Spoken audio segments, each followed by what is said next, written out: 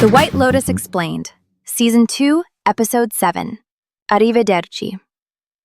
Season 2 wraps up at the White Lotus Resort in Taormina, Sicily. Ethan and Harper Spiller, newly wealthy from his tech sale, are still tangled with Ethan's brash college roommate Cameron Sullivan and his wife Daphne.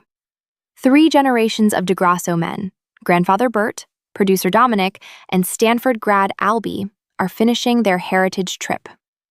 Tanya McCoy-Hunt, the returning heiress, is at Quentin's villa in Palermo, surrounded by men whose motives are increasingly suspect.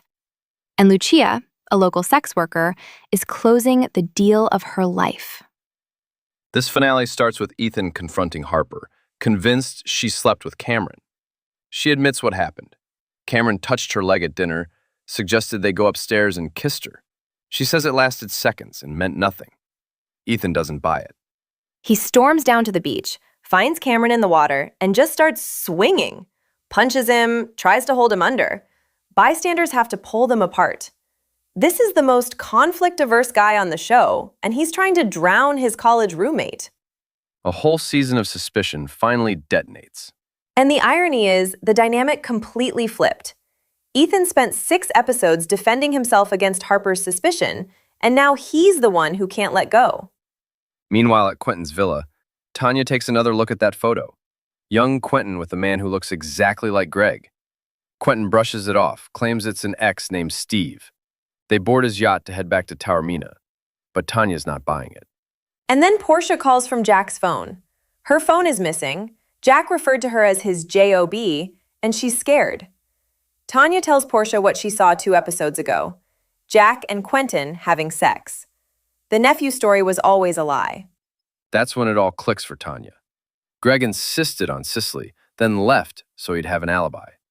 Quentin befriended her, isolated her from Portia, and now Niccolo, the armed guy with mafia ties, is supposed to take her to shore alone in a dinghy. Her prenup means Greg gets nothing in a divorce, but if she dies, he inherits everything. She pieces together the entire conspiracy in one phone call, and nobody can help. Jack already drove Portia to Catania Airport instead of Taormina, tossed her phone out the window, and warned her not to come back. Tanya's completely on her own. With the people trying to kill her, right. Back at the resort, Ethan confides in Daphne, tells her he thinks something happened between Harper and Cameron. Daphne's advice? Knowing every detail about your partner isn't necessary. A little mystery can be healthy. Just do whatever it takes to not feel like a victim. Then she invites him on a walk to a nearby island. The show never confirms what happens between them, but does it matter? Whatever it is, Ethan comes back changed. Daphne's whole survival strategy in one conversation. And that night, Cameron gives a big toast to friendship at dinner, totally unbothered. Mount Etna erupts. Ethan and Harper have passionate sex for what feels like the first time all trip. Meanwhile, Dominic calls his wife and she actually picks up. First time all season. A crack in the door. Bought with 50,000 euros and a con. On the yacht, Tanya panics when they tell her Niccolo will take her to shore alone in a dinghy. She locks herself in his cabin, searches his bag, rope, duct tape, and a gun. When Niccolo forces the door, Tanya grabs the gun and shoots him, Quentin, and Didier. She actually does it. She fights back. But the captain fled. She can't steer the yacht, and her only option is the dinghy. She tries to climb down, slips, hits her head, falls into the water. She drowns. Survived the murder plot, but not the escape.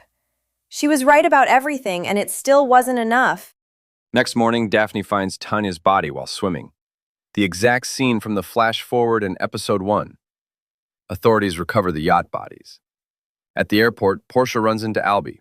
He mentions a guest drowned and bodies on a yacht, and you can see Portia putting it together. And Lucia slips out of Albie's room while he's asleep. She and Mia walk through Taormina and greet the guy who'd been playing her pimp all season, Alessio, who's actually a hotel employee. The debt, the stalking, the threats, all a scam. Lucia played the DeGrassos all season long and walked away with 50,000 euros.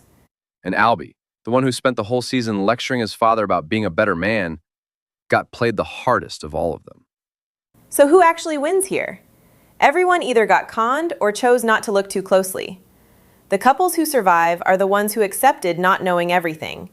Tanya, who needed the truth, is the one who didn't make it. Tanya is dead. Greg walks free with her fortune. Lucia took the money and vanished into Taormina. Both couples head home on comfortable lies.